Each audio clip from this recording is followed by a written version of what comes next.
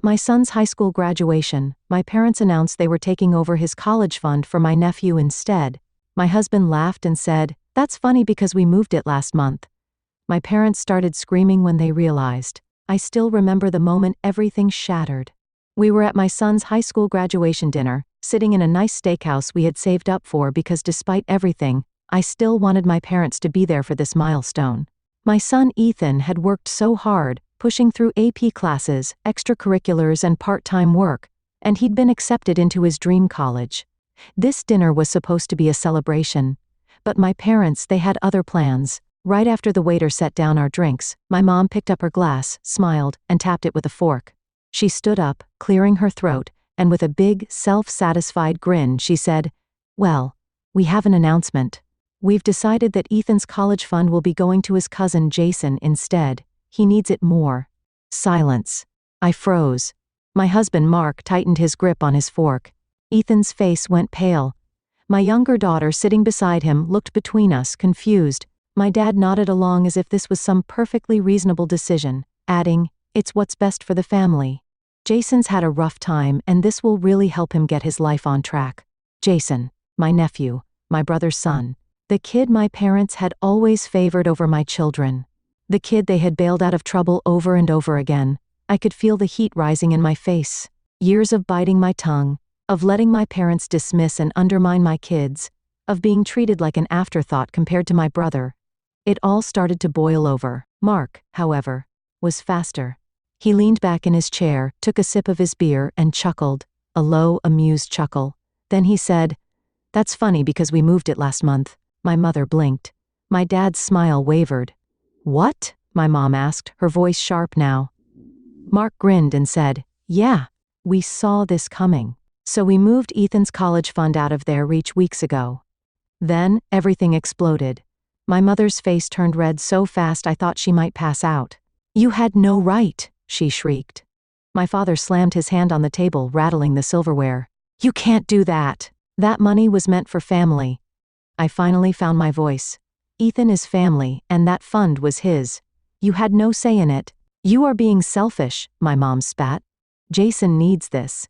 You know how hard things have been for your brother. We are fixing things for him, and you are ruining it." That was when it really sank in. They had never planned for that money to be for Ethan. Not really. They had always been waiting for the right moment to swoop in and take it. I glanced at Ethan, who was staring at them with pure devastation. He had grown up knowing his grandparents didn't favor him, but this was different. This was proof that in their eyes, he didn't even matter. And that broke something in me. "Fixing things," I repeated, my voice shaking. "You mean the way you fixed things last time Jason stole from us? Or the time he got arrested and you paid off the charges? Or the time he wrecked my brother's car and you bought him a new one?" My dad growled, "That is not the same thing. Jason has been struggling. Your brother is a single father doing his best. And I'm a mother doing my best," I shot back. "And you just told my son, on one of the most important days of his life, that his future doesn't matter, that you were stealing his chance at the life he worked so hard for," my mom scoffed. "Oh please, Ethan can take out loans like everyone else." That was it. That was the moment I knew there was no coming back from this. Ethan stood up so fast his chair scraped against the floor. "You know what?" he said, voice trembling but strong. "I don't need anything from you. I don't need your money, and I definitely don't need you in my life." Mark stood too, putting a hand on Ethan's shoulder. "Let's go," he said, his voice steady, calm. "We don't owe them another second of our time." I stood up as well. "This was your last chance," I told my parents. "You have shown, again and again, who you are. But today, you made sure we'll never forget it." And with that, we walked out. They screamed after us, called us ungrateful, said we were tearing the family apart. But as I looked at my son, his head held high despite the pain in his eyes, I knew we had done the right thing. What I didn't know was just how far my parents would go to try to get that money back. We left that restaurant knowing things would never be the same, but I had no idea just how far my parents would go to get back at us. At first, it was just phone calls. Endless, furious voicemails from my mom screaming about how we had betrayed the family. My dad left a few too, gruff and filled with anger, saying things like, "You'll regret this." My brother, who had stayed out of the argument that night, finally sent a text 2 days later. "I don't know what's going on, but Jason needs that money more than Ethan does. You're being selfish. That was all he said. No questions, no attempt to understand. Just, you're being selfish. I didn't reply. Then the real trouble started. The bank call a week after the dinner, Mark got a call from our bank. I was in the kitchen when I heard him say, "Excuse me? What withdrawal?" I froze. My stomach dropped. The call lasted another minute or two, and when Mark hung up, his face was tight with anger. They tried to access Ethan's fund. I grabbed the counter. Who? Your parents. They called the bank, pretending to be us. Said we had given permission for a family emergency withdrawal. I couldn't even breathe. Did they? Mark shook his head. Bank flagged it. Said something felt off and called me first. I wanted to scream. The nerve of them. The absolute audacity. I didn't even hesitate. I grabbed my phone, found my dad's number and called. The moment he picked up, I let loose. "You actually tried to steal from us?" I said, my voice shaking. "What is wrong with you?" My dad didn't even sound guilty. "You left us no choice," he said. "We wouldn't have had to do that if you weren't being so unreasonable." I nearly threw my phone across the room. "Unreasonable? You tried to commit fraud. It's our money," my dad snapped. "We contributed to it." That stopped me cold. "What?" My mom's voice cut in. "You think you did all of this on your own? You think we never put anything in that fund?" My hands clenched into fists. "You never gave a single cent to Ethan's fund." "You're remembering wrong," my dad said smoothly. "And if we were to bring this to court, I guarantee they'd agree that we have a right to it."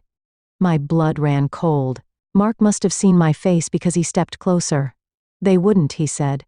"They don't have a leg to stand on." But I wasn't so sure. Because my parents? They were liars. Bold, manipulative liars. And if they were willing to go this far, what else were they planning? The legal threat 3 days later, we got our answer. I was pulling into our driveway when I saw a thick envelope sitting on our doorstep. I picked it up, and the second I saw the return address, I felt sick. It was from a lawyer. I ran inside, my hands shaking as I tore it open. Mark was in the living room. "What's that?" I scanned the first page, and then the second. And by the third, my hands were shaking too hard to hold the papers steady. "They're suing us," I whispered. Mark's head snapped up. "What?" "They're claiming they co-funded Ethan's college savings, and that we illegally transferred the money without their consent." My voice grew shrill. "They're saying they own part of the fund." Mark stood up so fast his chair scraped against the floor. He grabbed the papers from me, eyes narrowing as he read through them. "This is complete bullshit," he muttered. But I wasn't so sure. Because my parents were good at one thing: lying, twisting reality until they made themselves the victims. And what scared me most was that, in a legal battle, they might actually win. The proof they had. Over the next few days, we scrambled to gather every piece of documentation we had: bank statements, transfer records, every single deposit we had ever made into that account. And then my parents dropped their bombshell. At the next lawyer meeting, they produced a receipt from over a decade ago, a single deposit of $2,000 into the fund from when Ethan was a baby. They sat there, smug as anything, as their lawyer argued that because they had contributed anything to the fund, they had a right to contest where the money went. $2. $0? I repeated, nearly laughing. "You think that gives you control over the entire fund?" My mom smiled sweetly. "It was a contribution. And without it, you wouldn't have had the foundation to save as much as you did." I saw red. Mark, thankfully, was calmer. "So let me get this straight," he said. "You think that just because you gave a one-time gift over a decade ago, that you now get to decide who it goes to?" My dad nodded. "Exactly." I could have screamed. The first loss, it took weeks, but the court eventually ruled that while my parents had no control over the fund, their $2,000 had to be returned to them with interest. It was a small win. At least they couldn't touch the fund, but it still felt like a loss. Because the message was clear: my parents were willing to go to any length to punish us for saying no, and they weren't done yet. The next attack, not even 2 weeks after the court ruling, Mark walked into the house, his face pale. "They reported us," he said. I blinked. "What?" "To the IRS. They're claiming we committed tax fraud." I stopped breathing. They told the IRS that we had been hiding money and misreporting funds for years. I clutched the edge of the counter. "This is insane." Mark nodded grimly. "Yeah. And now we're under investigation." The breaking point at that moment, I knew. This wasn't just about the money. This was war. My parents were out to destroy us, and if they wanted to fight, they were about to get one. I thought the lawsuit was the worst of it. I thought losing a chunk of money to my greedy, self-righteous parents was as bad as it could get. I was wrong. Because when the IRS showed up at our doorstep, that's when I realized my parents weren't just trying to take money. They were trying to ruin us. The IRS investigation, it started with a letter. A cold, formal notice stating that our finances were under review due to a report of suspected tax discrepancies. Mark was the first to read it. He exhaled sharply and handed it to me without a word. I scanned it, my hands trembling. "This can't be real," I whispered. "Oh, it's real," Mark muttered. Then came the phone call. A polite but firm IRS agent explaining that an anonymous tip had flagged us for hidden assets and fraudulent fund transfers. We knew who was behind it. But proving it? That was another story. For the next few weeks we were drowning in paperwork, pulling up years of tax records, bank statements, and anything else that might clear our name. We were lucky our finances were clean, but that didn't mean the investigation would be easy. The worst part? It affected Ethan's financial aid. His college flagged his account due to the IRS review, putting a temporary hold on his scholarship disbursements. My parents didn't just try to take his college fund, they tried to take his future. That was my breaking point. If they wanted war, I was about to bring them hell. The first strike I started digging, I knew my parents had secrets. I grew up watching them bend the truth, twist stories, and manipulate people to get their way. And if they wanted to play dirty, so could I. It didn't take long to find something interesting. See, my parents always acted like they were so responsible, like they were the financial backbone of the family. But what they didn't know was that years ago, Mark had helped them set up a small rental property investment. He had handled the paperwork, the tax filings, everything. And guess what? They had been underreporting their rental income for years. They thought they were invincible, but they had been sloppy. I made a call. The retaliation, I didn't report them directly, at least, not yet. First, I let them know what I had found. I called my mother. She answered on the second ring, her tone smug. "Oh, so you're finally ready to apologize?" I almost left. "No. I'm calling to let you know that I found the real tax fraud in this family." Silence. Then she scoffed. "What are you talking about? Your rental income? You know, the money you forgot to report for the last 15 years. Her breath hitched. "You have no idea what you're talking about." "Oh, I do," I said, my voice cold. "And so does the IRS. Or at least, they will, unless you drop this bullshit and call off the dogs." The shift in her tone was instant. "You wouldn't." I smiled. "Try me." She didn't say another word before hanging up. 2 days later we got a call from the IRS. Our case? Suddenly, no longer a priority. A week after that, Ethan's college funds were unfrozen. They had backed off for now, but I knew them. I knew they wouldn't let it end like this. And I was right. The home intrusion, it happened late at night.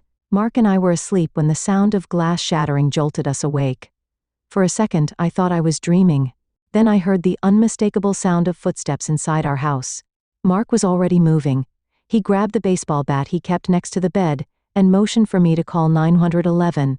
My hands were shaking so badly I almost dropped my phone. Then, we heard a voice. "Mom? Dad? Ethan?"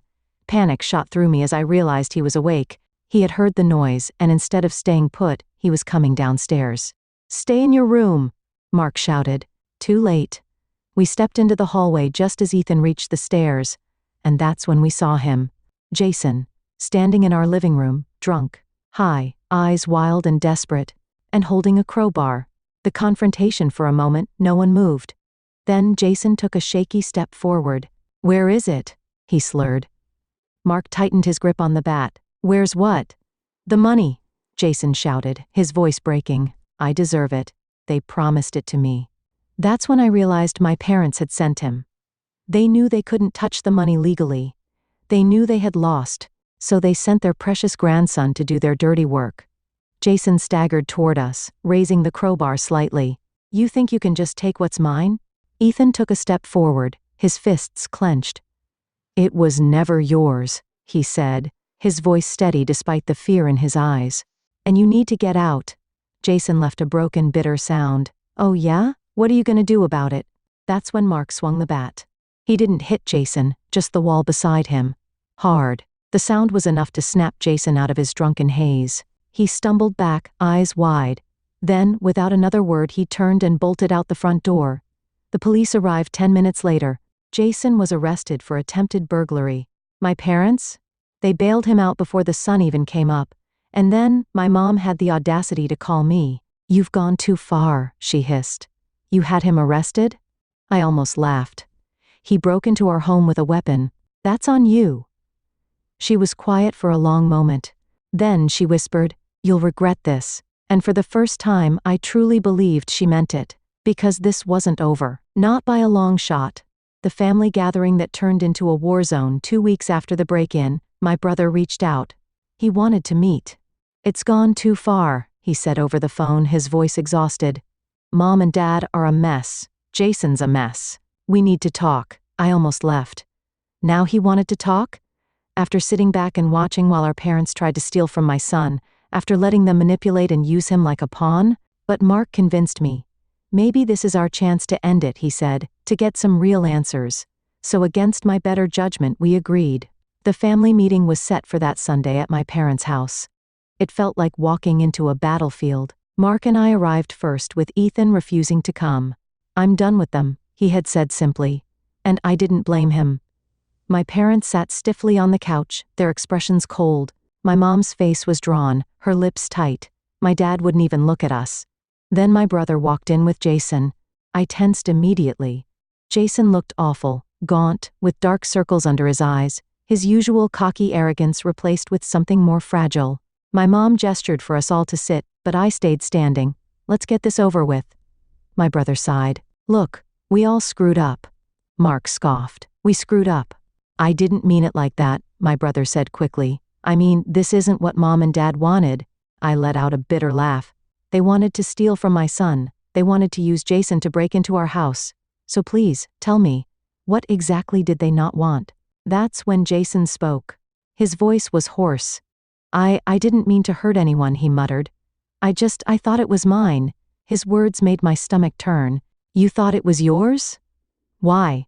He swallowed hard and looked at my mom. And that's when I saw it. The guilt. My mother wouldn't meet my eyes. Mark saw it too. He sat forward, his voice dangerously calm. "Tell us, Jason, why did you think it was yours?" Jason hesitated, glancing nervously at my mother. That's when it hit me. "Oh my God," I whispered. "You told him, didn't you?" My mother flinched. I turned to Jason, my heart pounding. "They told you it was already yours, didn't they? That Ethan's fund wasn't just being given to you, but that it was yours all along." Jason's eyes darted back and forth, his face pale. My mom spoke before he could. "We had to," she snapped. "He was struggling. Your brother was struggling. We had to give him hope." I couldn't believe what I was hearing. "So you lied to him? You told him that his entire future was secured by money that was never his?" My dad finally spoke, his voice sharp.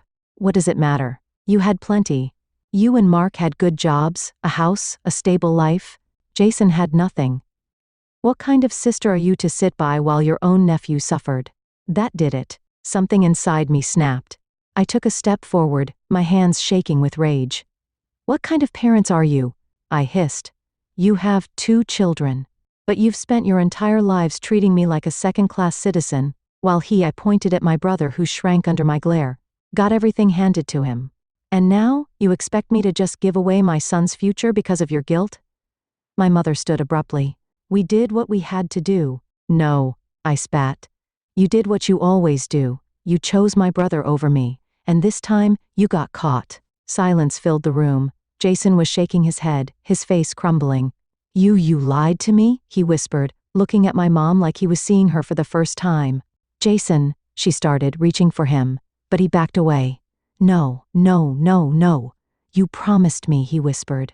His breathing became erratic. "You swore I wouldn't have to worry about college, that I was set." He looked at my dad. "And you knew?" My dad's silence was answer enough. Jason let out a shaky laugh. Then he turned to me. His voice broke. "I'm sorry." And for the first time in my life I saw it. The realization, the regret. The understanding that he had been used just as much as we had been hurt. He turned and walked out. I didn't stop him. My parents tried to justify it. They ranted. They raved. They said I was overreacting, that I was tearing the family apart. I simply said, we're done. And this time, I meant it. My brother tried, once, to reach out after that day. He apologized, admitted he had let things go too far, that he had believed our parents too much. But I wasn't ready to forgive. Jason, surprisingly, stayed out of trouble after that. He got a job, took classes at a community college. Whether it was guilt, shame, or a true wake-up call, I'll never know. But I hoped, for his sake, he had finally learned. As for Ethan, he went to college. His college. The one he had earned. My parents never saw a dime of that money, and they never saw us again either. I won't lie and say it didn't hurt. Cutting off your own parents, even ones who never truly loved you the way they should have, is like grieving the dead. But you know what? Sometimes it's better to bury the past than let it keep hurting you. And I chose to live. The end.